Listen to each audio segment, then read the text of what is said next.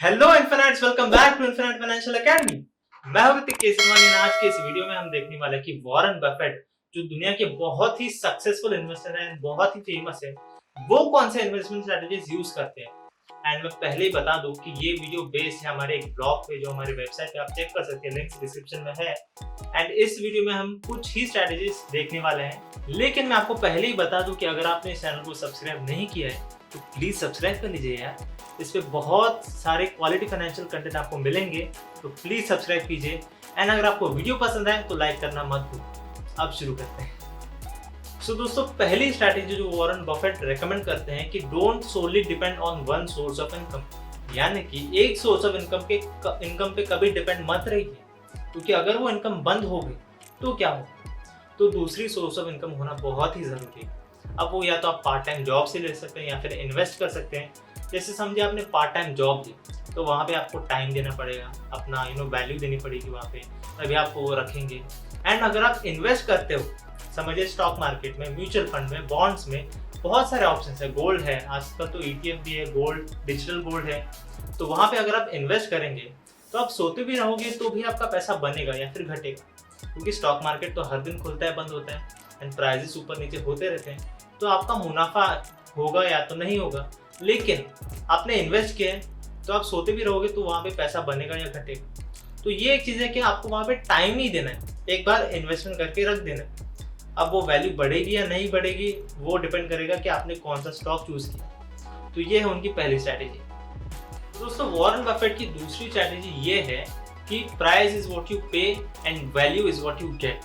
कहने का मतलब ये है कि जो आप स्टॉक प्राइसेस देखते हो वो इन्वेस्टर्स के हिसाब से ऊपर नीचे होते रहते हैं। समझ लीजिए इन्वेस्टर को लगता है कि ये ऊपर जाएगा स्टॉक, तो वो पैसा डाल देते हैं एंड वो स्टॉक थोड़ा ऊपर भी चला जाता है। लेकिन अगर किसी को लगता है कि वो स्टॉक नीचे जाएगा तो वो पैसा निकाल लेते हैं। तो इस तरह से लाखों करोड़ों इन्वेस्टर्स हैं जो ऐसा खेलते रहते हैं। इसकी वजह से स्टॉक प्राइसेस ऊपर नीचे होते रहते हैं। तो वॉरेन बफेट का कहना है कि आप उस प्राइस पे खरीदो जो उस कंपनी की वैल्यू नहीं है, मतलब वो अंडर वैल्यूड है। अगर आपको जानना है कि अंडर वैल्यूड का मीनिंग क्या होता है तो आप हमारी स्टॉक मार्केट सीरीज देख सकते हैं, जिसका लिंक हमने डिस्क्रिप्शन में दिया होगा। तो प्लीज जाके देखिए, तभी आपको पता चलेगा कि कौन सी कंपनी अंडर वैल्यूड है, कौन सी कंपनी ओवर वैल्यूड होती है, आपको ये पता चलेगा बेसिकली। तो वॉरेन बफेट का कहना ये है कि आप अंडर वैल्यूड प्राइस पे खरीदिए, एंड जब वो एक लेवल पे पहुंच जाए एंड उस कंपनी के रियल वैल्यू पे पहुंच जाए जो उसके स्टॉक प्राइस में दिखेगा, तब आप उसको बेच दीजिए और आपको प्रॉफिट भी हो जाएगा, क्योंकि आपने यहाँ पे खरीदा एंड यहाँ पे बेच दिया तो आपको प्रॉफिट हो गया। सो ये है उनकी दूसरी स्ट्रैटेजी। एंड गाइस, तीसरी स्ट्रैटेजी वॉरेन बफेट की ये है कि buy the stock as if you are buying the whole company. कहने का मतलब ये है कि जब आप कोई निवेश करते हो, कोई इन्वेस्टमेंट करते हो किसी कंपनी में या फिर स्टॉक खरीदते हो, तो आप ऐसे समझो कि उस कंपनी में आप ओनरशिप ले रहे हो। आप अपनी कंपनी समझ के इन्वेस्ट करो, कि मतलब आप देखते हो कि ये कंपनी कितनी बड़ी हो सकती है, इसका स्केलिंग कितना हो सकता है, कितना बिजनेस बढ़ सकता है, कितना प्रॉफिट मार्जिन हो सकता है, उसके हिसाब से आप इन्वेस्ट कीजिए, तभी आपका पैसा भी बढ़ेगा एंड स्टॉक प्राइसेस ऑब्वियसली बढ़ेंगे। तो ये है उनकी तीसरी strategy. So guys, fourth strategy है buy and hold strategy. Warren Buffett का एक बहुत ही स्ट्रॉन्ग बिलीफ है कि अगर आप कोई स्टॉक 10 साल तक होल्ड नहीं कर सकते तो उसमें 10 मिनट भी इन्वेस्ट मत कीजिए, मतलब कि 10 मिनट भी उसको होल्ड मत कीजिए।